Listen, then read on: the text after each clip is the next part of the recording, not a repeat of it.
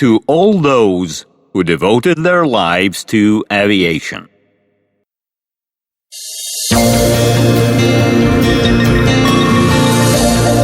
The Wings of Russia studio presents.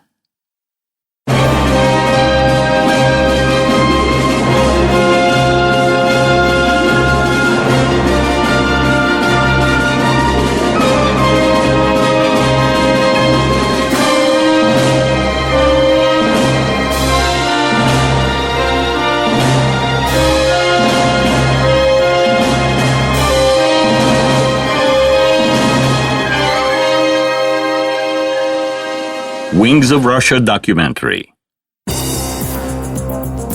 A man always wanted to fly. Today we know how to do it, while before this issue was not as obvious. To make wings like the birds have, or to screw into the air, both variants seemed quite natural. Finally, the first variant led to creation of an airplane, while the second of a helicopter. Prototypes of a helicopter were found in the remote ages. Go Hun, the Chinese scientist of the 4th century, and the great Leonardo da Vinci of the 15th century both proposed their versions of a helicopter. The genius Mikhail Lomonosov also worked in this sphere. In 1754, he built an aerodromic machine, which was nothing else than a small-size helicopter. Of course, it did not fly, but experiments helped developing ideas which predetermined all further helicopter construction. Helicopters, the Air Rovers. At the dawn of aviation, the idea of building a helicopter attracted a lot of minds. From making models, they rushed to build natural-size machines. However, with the energy of their muscles, they could only push the toe pedals, joining the army of losers.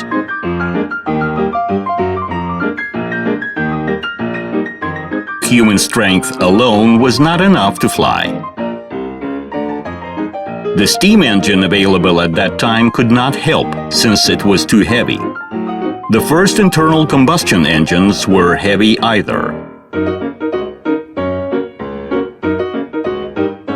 Therefore, all helicopters built before the 20th century remained on the ground.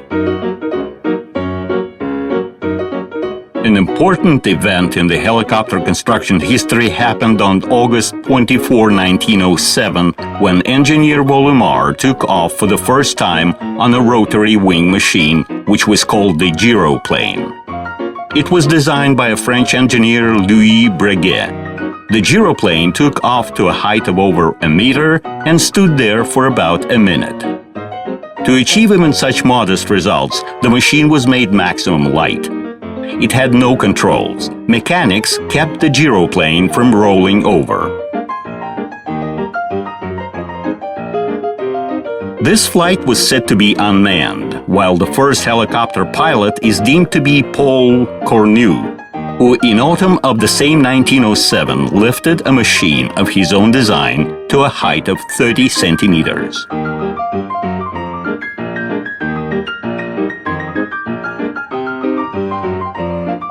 Rather successful in Russia was a student from Kiev, Igor Sikorsky. In 1910, his machine got off the ground, marking both enormous achievements and huge problems. Aircraft which were more simple from the point of view of dynamics, by that time gained impressive success, becoming completely worthy machines. Helicopter, on the contrary, disappointed the mechanic flight business enthusiasts. In reality, this proved the basic assumption that development of a helicopter was a much more difficult business than development of an aircraft.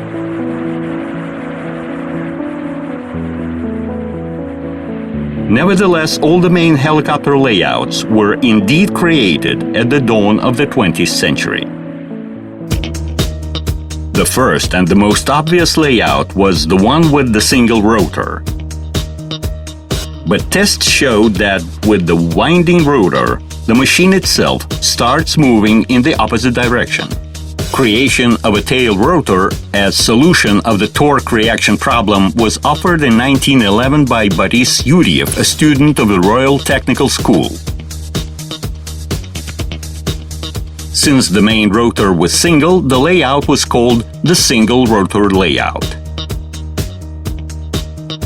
Another way to cancel the torque reaction was application of two rotors winding in opposite directions. Their mutual placement gave birth to several layouts: tandem, side-by-side, multi-rotor, and coaxial. There is another layout which looks like coaxial, but in fact it is a side-by-side layout with a maximum converged rotor axis. Rotors are synchronized, therefore such machines are called the syncropters. But the layout selection is only a beginning. A special mechanism is required to control the flight. One of them, which later became classical, was proposed by Boris Yuriev and was called the wobbly plate. It is responsible for the propeller blade angle against the air stream. It is also called the blade pitch. The more is the blade pitch, the higher is the lifting. If the blade pitch is changed synchronically, the helicopter will go vertically either up or down. So we are up. Now let's fly. Where to? Forward at least. In this case, the blade pitch should not change synchronically. This is how the direction and the speed are set. The mechanism changing the blade pitch was not the only puzzle. A simple enumeration of all the technical novelties would not reflect the revolutionary work performed by the helicopter construction pioneers.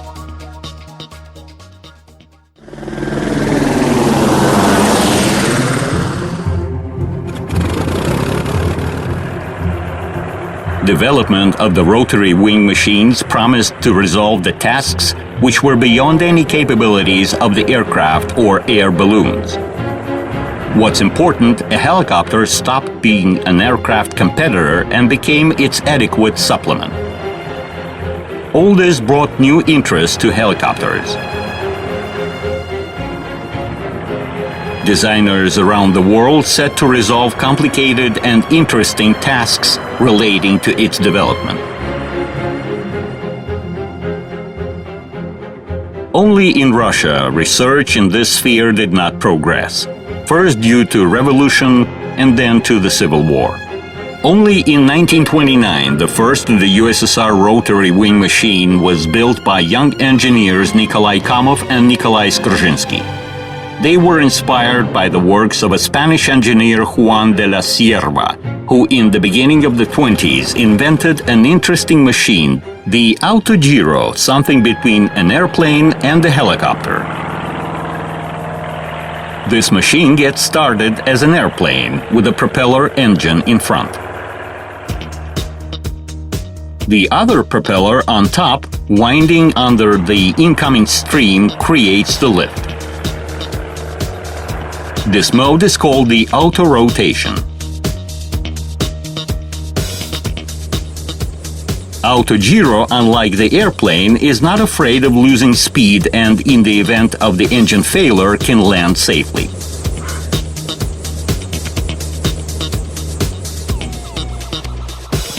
Juan de la Cierva created its machine as a more safer version of an airplane. But it was not yet a helicopter since it could not hover.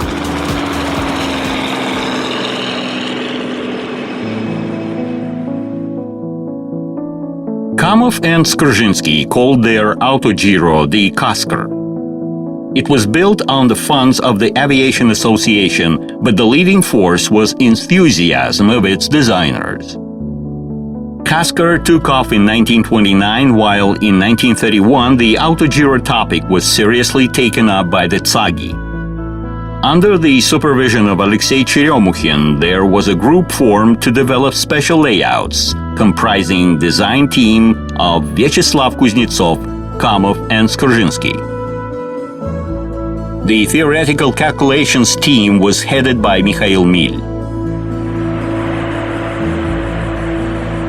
Starting from 1931, this design bureau produced a number of autogyros.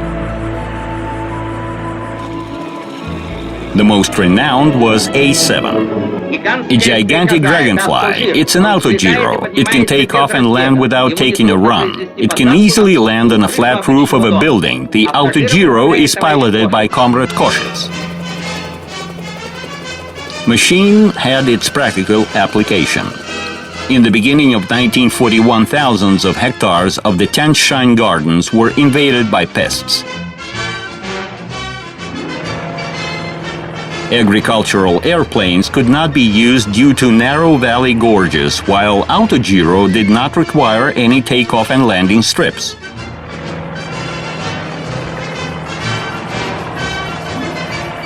A7 easily maneuvered in the gorges, going down into the valleys, turning round and climbing up again to reach areas unreachable for airplanes. Tests and operations of autogyros helped designers of the rotary wing machine to master specifics of the flight aerodynamics and to learn how to calculate durability. Autogyro played the same role in the life of helicopter as the glider in the history of airplane. But let's get back to the beginning of the 30s. In spite of the autogyrotopic perspective, helicopter development never stopped. As far back as in 1926, a helicopter group was formed in Tsagi, headed by Alexei Cheremukhin. After fundamental analysis, the group started to develop the first Soviet helicopter Tsagi-1EA, which stood for Experimental Machine. It was based on the single-rotor layout. The rotor torque reaction was cancelled by 4 tail rotors placed in pairs in front and rear. The prototype took off in September 1930. The designer himself was the test pilot. On August 14, 1932, Cheremukhin lifted his helicopter to 605 meters, exceeding the official altitude world record by more than 33 times. It was an outstanding success. Mikhail Tukhachevsky, who was then responsible for the rearmament of the Red Army, was fascinated. Being a supporter of novelties in the army, he suggested to put Tsagi-1 into production. However, the layout reliability and flight duration required long improvement. While it was being performed, Alexei Cheremukhin was announced enemy of the nation, dismissed from his work, and in 1938 got under repressions.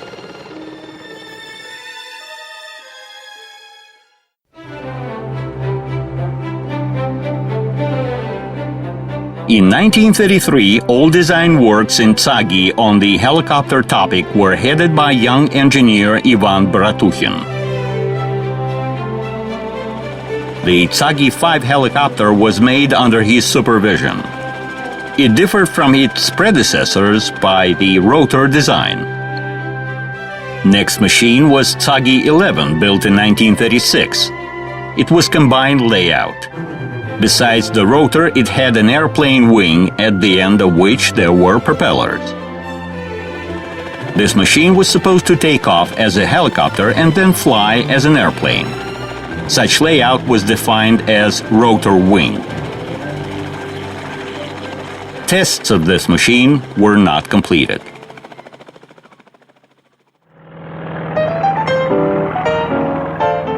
Development of the rotor wing machines of various layouts went on all over the world.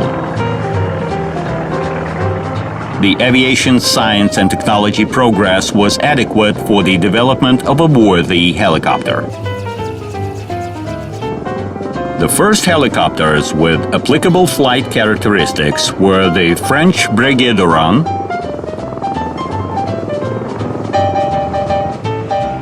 and the German Focke-Wulf 61. The latter was especially fascinating. Built under the guidance of Heinrich Focke, it turned out capable of performing long-range flights. The side-by-side layout provided it with enough stability and controllability. Abilities of this machine were demonstrated by the famous German woman pilot Hanna Reitsch. The flights were even more fascinating since they were performed inside the indoor Deutschlandhalle Stadium. The German military command got so much fascinated that it ordered a 6-seat version of this machine. The multi-purpose Focke Achgelis 223 was put into production in the middle of the war. At the same time, Germany started to issue a light Flettner 282 helicopter. It had a layout of a syncropter. Those were real achievements of the German helicopter development. However, those machines never had any mass presence at the fronts of the Second World War. The factories did not manage to perform their production due to Anglo-American bombings.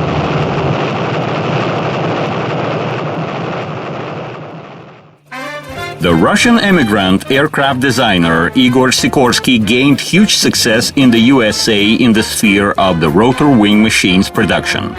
Later, he was honorably called the father of the world helicopter development. His prototype VS-300 was a single rotor layout based with the tail rotor. By 1941, Sikorsky made it operational.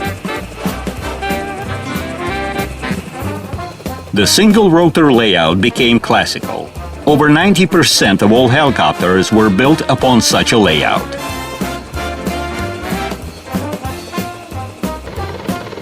The two-seat S-47 Sikorsky helicopters entered service in the US and the British armies already in the course of the war.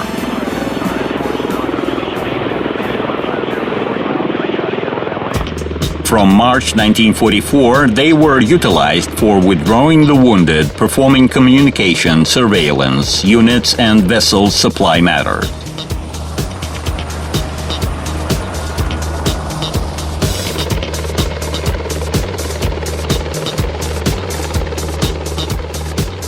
After the end of the war, there appeared a paradox. Helicopters seemed to prove their right for existence. However, orders for their production were significantly cut. The U.S. Army and Navy Command doubted whether it was expedient to invest scanty after-war funds into the rotor wing aviation. Indeed, characteristics of the first helicopters, especially their payload and speed, were poor in comparison with those of airplanes. No orders came from the businesses either. They did not hurry to pay for the unusual aircraft, which was more expensive, difficult in maintenance, and not much reliable.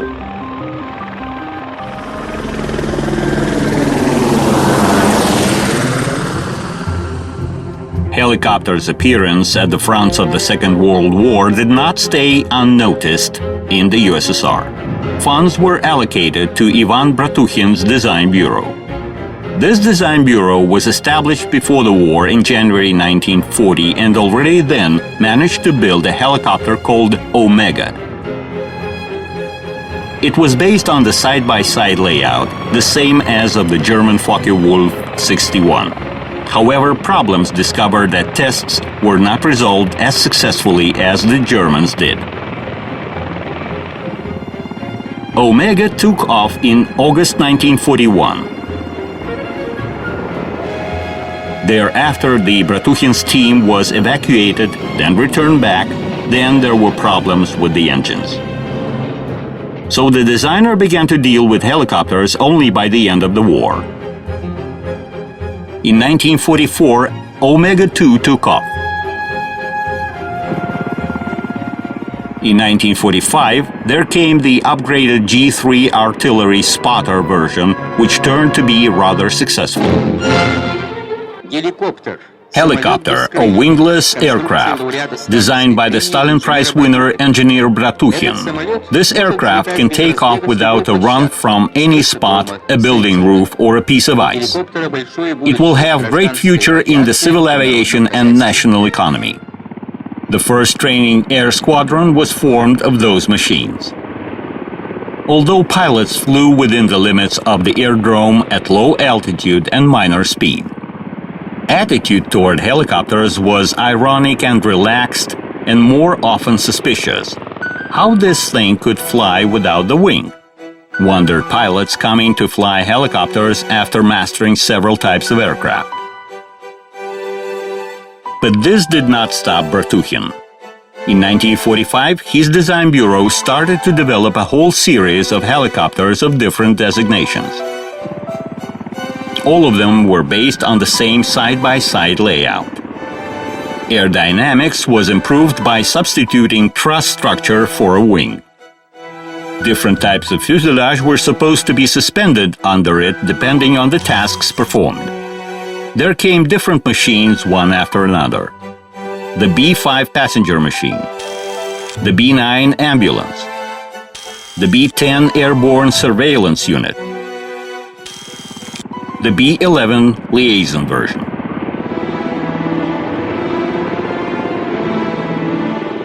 However, works went through hardships. One of the prototypes crashed. Test pilot Konstantin Ponomarev and radio operator Igor Nilus died. This produced a negative impact on the Design Bureau's reputation, and it was closed in spring 1951. Progress in this unknown direction was slow because helicopter development topic was not even among the first 10 in the list, and funding was therefore scanty.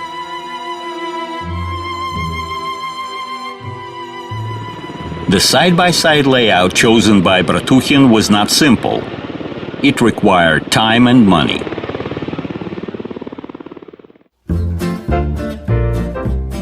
In the beginning of 1945, works on helicopters were started in one of the leading design bureaus of Alexander Yakovlev.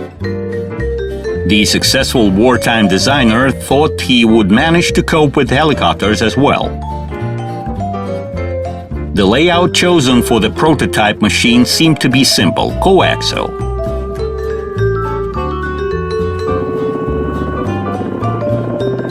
When the work assignment was received in the design bureau, someone asked, "Is it a joke?" The head of the team replied, "No, this is serious. We shall design a helicopter and will give it a definition J, a joke." The very first test flights brought numerous helicopter problems to designers. The coaxial layout was too complicated. So Yakovlev decided to try a more simple layout proven successful on American helicopters. His single-rotor Yak-100 built in 1948 resembled one of the earlier Sikorsky helicopters.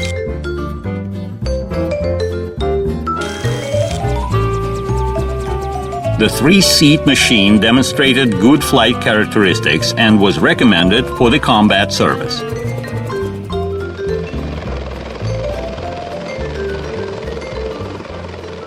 However, by that time, a similar helicopter designed by Mikhail Mil was already in production. It was decided inexpedient to produce two similar machines. Mikhail Mil was dealing with the rotor wing machine since the 30s. After the war in Sagi, he designed and built a natural-size helicopter assembly. It was so well done that represented, in fact, a ready helicopter. Therefore, on December 12, 1947, a governmental resolution was issued on the establishment of the Mil Design Bureau as an independent helicopter-producing institution. The first product of this design bureau was Mi-1 light helicopter. The small three-seat machine took off in September 1948, piloted by Matvey Baikalov. Tests were dramatic.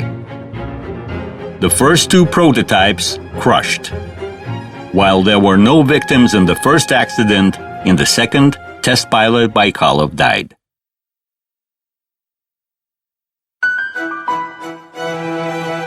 In spite of the failures, the young designer's team managed to make Mi-1 operational. Although difficulties continued, the first series consisted of 15 helicopters, but producing even such a minor amount was not an easy task. With great difficulties, the first Mi-1 prototypes were assembled at the Moscow helicopter factory. They were immediately introduced at the Tushino Air Show. The country leadership was attending. Attention is drawn by these strange aircraft. They have no wings. The rotor is above the cabin. They take off vertically. These are Soviet helicopters designed by engineer Mil. However, even after such a show, the aircraft-producing factories were reluctant to develop the strange and non-reputable equipment. The Army did not insist, while the civil aviation did not express any interest to the helicopter at all. In order to overcome indifference, in summer 1951, enthusiasts of the new equipment organized a show specially for Joseph Stalin. Mi-1 flew to the leader's country house in Sochi and showed unique takeoff and landing characteristics in the mountains. Just like anything new, helicopters' way to recognition was no simple. Works on the rotor wing machine were resumed after the war by Nikolai Kamov. First of all, he managed to introduce helicopter specialization in the aircraft construction faculty of the Moscow Aviation Institute. The first Kamov students became his supporters. Luck came when the USSR Navy Command backed up the Ka-8 Superlight helicopter project. The small designers group started their work, and in autumn 1947 the helicopter was made. Kamov named it the Irkutyanin in honor of his birthplace. The one-seat Ka-8 belonged to the superlight class, the so-called flying motorbikes. Its takeoff weight was only 320 kilograms. In other countries, helicopters of such a weight category were made upon a twin-rotor coaxial layout. They were compact with good payload and seemed perspective. However, the layout was not simple. Tests showed ground resonance problems and flatter, in other words, vibration might cause helicopter's destruction. Those were not the last problems faced by the young team. 1948 was not the best year for experiments. The Soviet aviation industry was under severe personnel reduction. According to the order of June 1, 1948, funding of Ka-8 was terminated. Probably we would have never heard of Kamov anymore if it had not been for the Stalin's son Vasily, who was commander of the Moscow Aviation District and a big fan of technical sports. He took Kamov's group under his patronage, placed it in one of the military units, and ordered to get ready for the air parade. In August 1948 in Tushino, pilot Mikhail Gurov brilliantly took off and landed Irkutyanin on board of a truck. Commenting the Ka-8 flight, the announcer pronounced the word helicopter for the first time.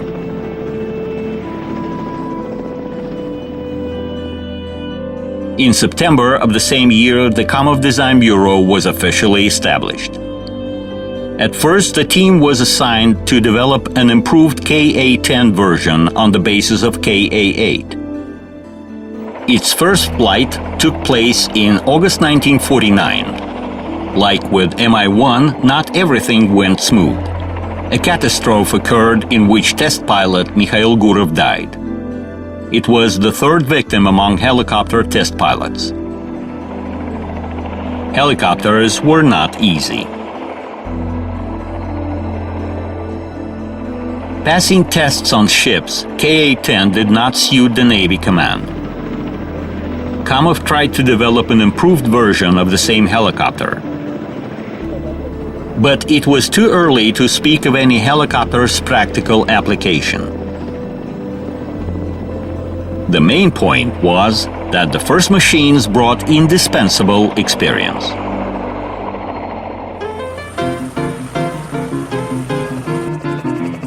In the meantime, a helicopter boom burst out in the USA. It was based on Sikorsky's machine's success. The interest of many designers and businessmen was such that by the end of the 40s, there were over 300 helicopter-producing companies in the country. Machines were of different layout and size. This resembled the overall fancy for airplanes of the beginning of the century. Of course, not everyone managed to leave its name in the helicopter development history. Successful were such companies as Bell and Hiller, which following Sikorsky picked up the classical single-rotor layout. For over 20 years, the light Bell 47 and Hiller 360 were the best in their class. In the more heavier class, Sikorsky remained authority number one, but there were others as well. Frank Pisetsky, an immigrant from the Russian Empire, managed to develop the world's first operational twin-rotor side-by-side layout helicopter. Many designers tried to use the same layout later on. Tests revealed typical problems relating to the rotor's harmful mutual impact. This limited piloting characteristics a minor charge for the obvious advantages: large payload and voluminous fuselage. Not all of the designers who had chosen the side-by-side layout managed to repeat Pisetsky's success. The Charles Kamens Syncropter was also put into production. Although the layout had a lot of problems, the helicopter had an obvious advantage. It was compact and very suitable for ship basing.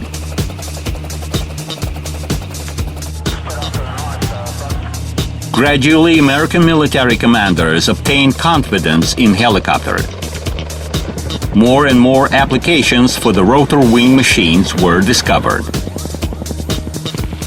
The number of civil orders were growing gradually as well.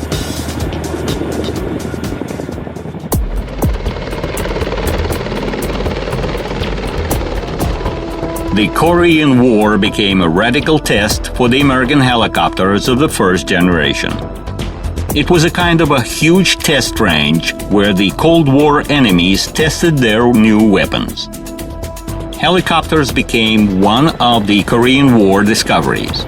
They were used for reconnaissance, artillery spotting, communication, unit supply, withdrawal of wounded, rescue of the shot-down pilots. What was most important, helicopters proved to be an efficient improvement of the ground forces' mobility. As one general said, helicopters turned combined arms into 3D operations. The Army, suspiciously looking at helicopters at the beginning, now quickly turned into their rampant supporters. Such success of the rotor-winged equipment was not left unnoticed in the Soviet Union. In the end of September 1951, the leading Soviet aircraft designers were called to Kremlin. It was a regular conference, but with a surprising agenda: elimination of the gap in the helicopter's production. The change of attitude toward the rotor wing machines was caused by the Korean War. Stalin considered further absence of helicopters in the armed forces dangerous for the country's defense capacity. Heads of the country's leading design bureaus were invited to the historic conference. Tupolev and Ilyushin, referring to huge workload, managed to escape getting assignments for the unusual aircraft. Mil offered the project of a transport helicopter to carry 12 soldiers. Kamov proposed a helicopter with a twice as much payload. Stalin ordered helicopters to be built within 1 year. When Kamov argued the timing as unrealistic, the project was passed over to Yakovlev. The latter knew well that the timing was unrealistic, but being more experienced in the Kremlin relationships, he did not dare objecting. Since that time, helicopters obtained green light in the USSR. Helicopter programs stood at the same level of importance as the nuclear and rocket projects. Right after the conference, the dubious situation with Mi-1 cleared up. It was put into mass production with more and more factories attached.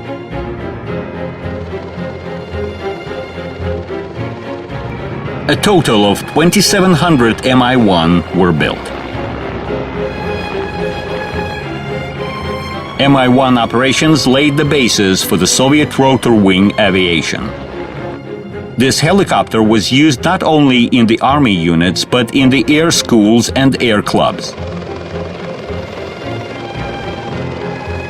There was an attempt to equip Mi-1 with anti-tank missile.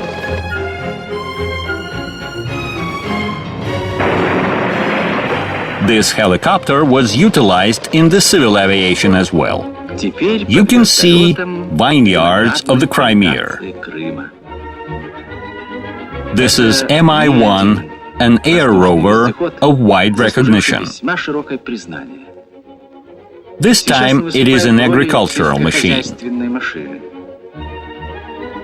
At a low speed, this minor worker flies over the mountain slopes, diligently sprinkling vineyards with chemicals. Это позволяет с особой тщательностью опрыскивать виноградники химикатами.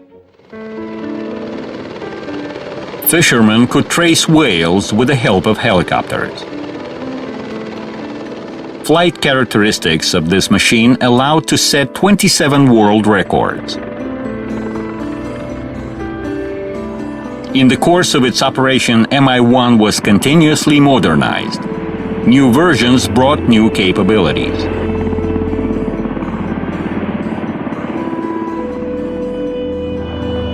Helicopters did not escape attention of the cinema makers. In the feature film The Striped Journey, Mi-1 carried a lion tamer to a vessel occupied by wild cats. Where is the tiger? I will tame it. I'm not a coward, but I'm afraid. You are no tiger, you are a swine.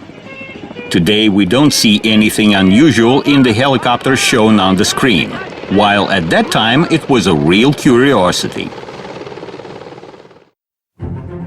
Things were down the road, and when the country's leaders ordered a new, much heavier machine, the Mills team got to work.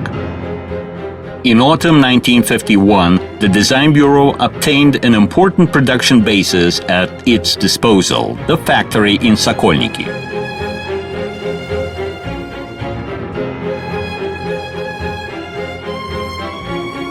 In autumn 1952, 9 months after the Kremlin conference, Mi-4 took off, piloted by test pilot Vsevolod Vinitsky.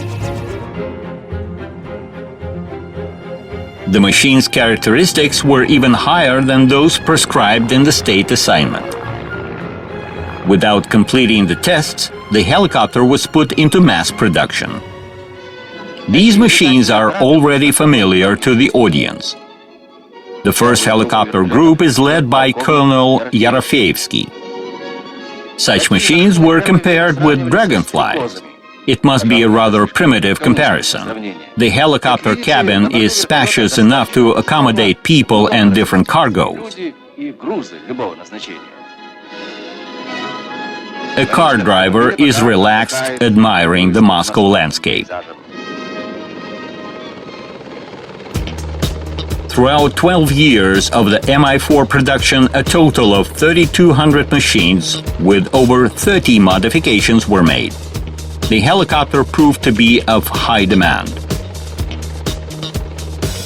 Anti-submarine, passenger, agricultural, forestry, rescue, polar, reconnaissance, ambulance, homing, mine setting, attack. It had so many versions. Different modifications brought a unique experience in satisfying various customers' requirements. Mi-4 was even ordered by the first secretary Nikita Khrushchev. Impressed by the flights in America on the President Eisenhower's helicopter, Nikita Khrushchev ordered a rotor-winged machine for himself. Helicopter's demonstration to the high-ranking customer was made right in Kremlin.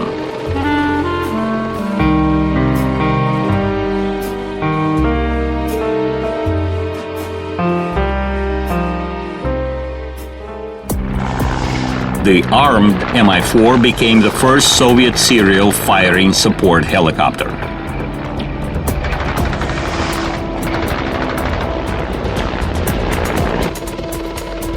In the course of several decades, Mi-4 was utilized in the national economy, making the basis of the civil rotor wing aviation.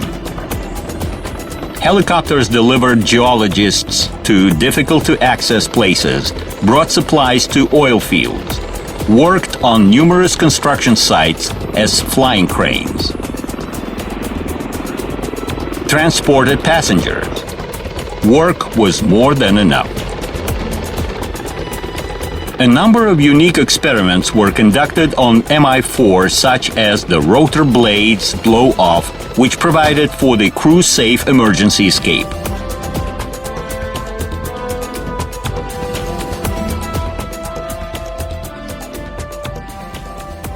Radical changes occurred in the blade's production technology, the most important element of the helicopter rotor system. The wooden blade substitution for metal construction could be compared with the transition to an all-metal machine in the aircraft production. The blade resource grew up from 150 to 2,500 hours. Thanks to Mi-1 and Mi-4, the USSR in the 50s obtained a powerful helicopter fleet capable of performing significant tasks.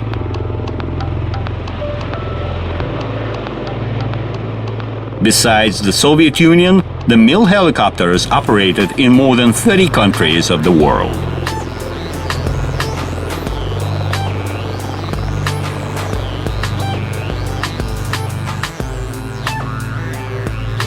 The Mi-4 development experience helped the Yakovlev Design Bureau. As was said before, Yakovlev could not refuse the assignment from Kremlin.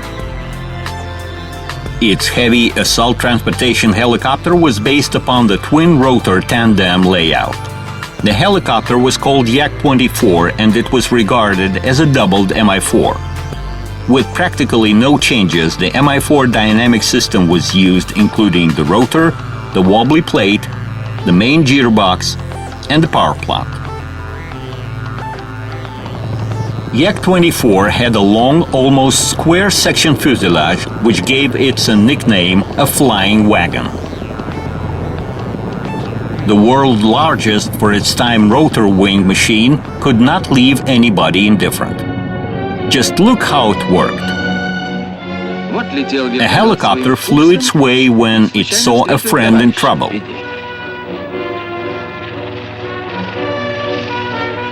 How can it give any help?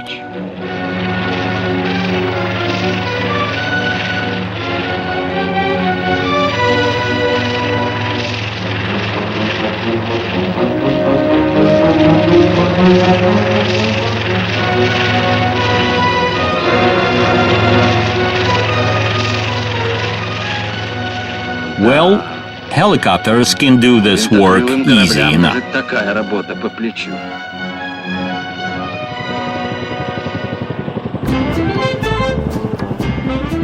It can lay pipelines or help restoring a palace in Pushkin. It is 10 times more efficient.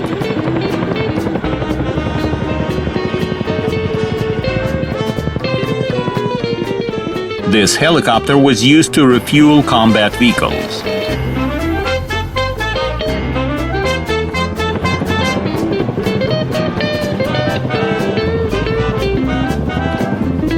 And utilized as an assault vehicle.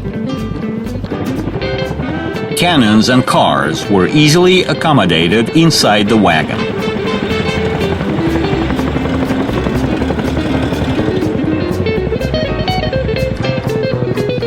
A passenger version for 30 seats was also developed.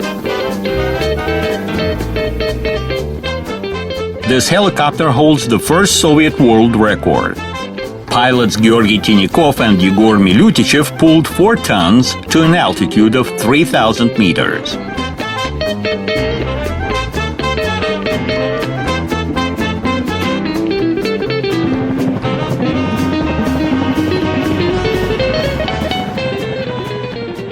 But nothing is perfect. Yakovlev did not manage to resolve problems of the tandem layout and dropped this difficult task. Its design bureau turned to a more simple and habitual business, airplane design. After making 40 Yak-24 machines, the project was wrapped up. Thus, there were only 2 helicopter design bureaus left in the Soviet Union: the Mills, making helicopters upon the classical layout, and the Kamovs, working upon the coaxial layout. In spite of the fact that Kamov did not get any assignment from Kremlin, he did not stop making new machines. The designer obtained certain support from the Naval Aviation Command, which needed a ship-based helicopter. Thus, upon their assignment, a 2-seat Ka-15 was built. It had to search for and destroy the enemy's submarines, establish communication, perform reconnaissance, artillery spotting, and rescue. In 1953, this machine performed its first flight piloted by Dmitry Yefremov. Tests were full of work. Apart from traditional helicopter problems, the coaxial layout has its own specific problems. For example, the danger of blades crossing, since the rotors wind in opposite directions. But the game was worth the candle. Ka-15 had the same payload as Mi-1, but it was twice lighter. It had more advantages at ship basing. The Ka-15 coaxial layout was less sensitive to rolling and side winds. For designers, work on this helicopter turned into a great school of resolving problems typical for the coaxial layout machines. In the course of Ka-15 modernization in the beginning of 1956, a 4-seat version was built. It was defined as Ka-18. Improvements touched upon fuselage and power plant. Surprising enough, but Kamov and Mill managed to achieve impressive results within a relatively short time. The Mill's helicopters enjoyed mass utilization in both the national economy and the army. The first Kamov's helicopters were not yet, in fact, operating machines. But one should not forget that among the helicopter's layouts, the coaxial is one of the most complicated. Not so many designers in the world managed to develop an efficient machine with such a layout. The Kamov's machine proved that the chosen path was correct. Most important was that both designers, Mill and Kamov, obtained fundamental experience which they could use in future developments. The plans were to equip helicopters with more powerful gas turbine engines instead of piston engines. They already existed, and the task was only to put them on helicopters. This could open a fascinating perspective.